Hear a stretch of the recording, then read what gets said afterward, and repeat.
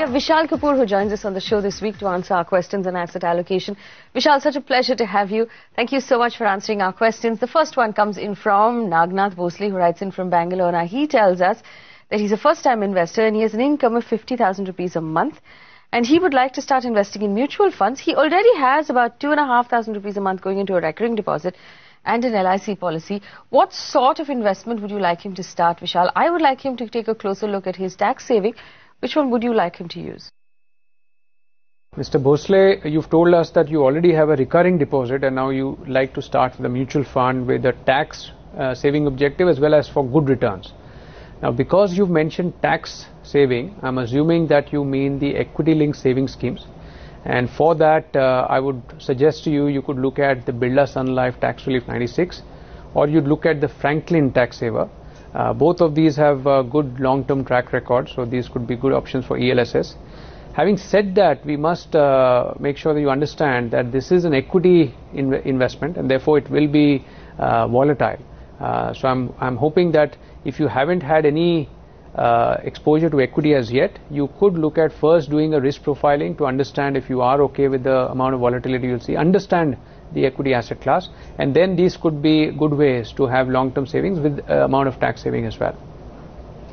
Our next question comes in from 23-year-old Amit Kumar Singh, who writes in. He tells us he's just begun working for SBI as an employee. He's looking to buy a home in the next 5 years. Now, he has an income of 65,000 rupees and he saves 30,000 rupees every month. Now, as a bank employee, he's entitled to an extra 1% return on all of his fixed deposits, so that's 9.5%. He's quite pleased with that. He wants to know if he should start investing in mutual funds. Vishal? Firstly, the alternative option you have, which is a fixed deposit at 9.5%, is a very attractive one. It's not taking away at all from the attractiveness of that return.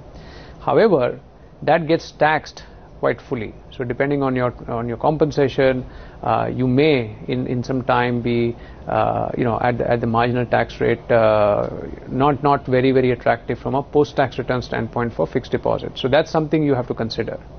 As an alternative, if you go in for a mutual fund, especially the equity mutual fund category, then over the medium term, taxation is not a challenge because these will be long-term capital gains tax, but you will have to stomach a lot more volatility. So those are a bit of your pros and cons. Now, historic returns for equity funds have been far superior than the fixed deposit, especially even the 9.5% return that you're getting over here now. So statistically, the equity fund may have played out better, but it is also a function of what the economic cycle is. We are in general quite constructive on the equity asset class. So therefore, over the next 3 to 5 years, we do think that equity should outperform. But it will mean a fair amount of volatility. It will mean some amount of risk you have to stomach. You're young, you've just started your career. So I would suggest that get some amount of guidance on how much risk you can and should take, and then you could maybe choose a balance of the two. Some amount in your equity funds, some amount maybe in a fixed income fund, which will be probably more tax efficient. And if you don't want the fixed income fund option, then your backup option of a fixed deposit with State Bank is a very good option as well.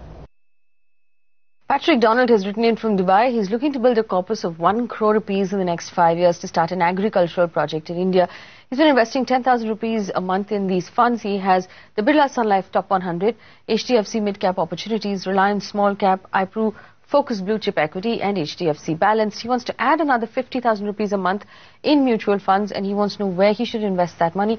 Well, he seems to have a long list. That's 5 funds already, Vishal. I don't know if you should be adding any more to that list. What's your review of his portfolio so far?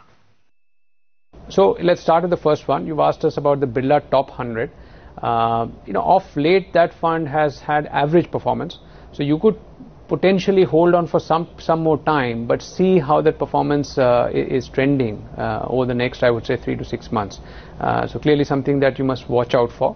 The HDFC mid-cap opportunities, of late I think it has been struggling a bit. So in the mid-cap space, we do like the UTI mid-cap, who's outperformed more recently. So that could be something that you want to look at. Third one that you've mentioned is the Reliance Small Cap. That's again has had average performance, but something that you can continue to hold for now. But clearly again, keep watching it, periodically to see that it remains on track.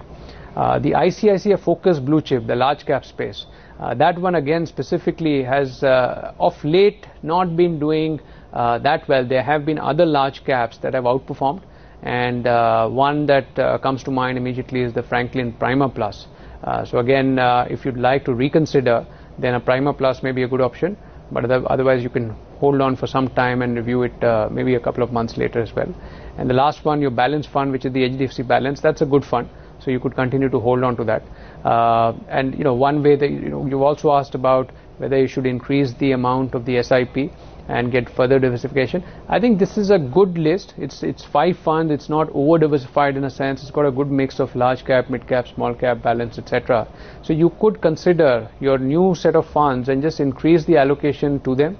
Another way to diversify would be that the dates that you choose for investing into these funds could be spread out a bit, so that within these cycles you get different levels of the market. All right, Vishal, thank you so much for answering our questions this week. It's been a pleasure to have you on the show as always.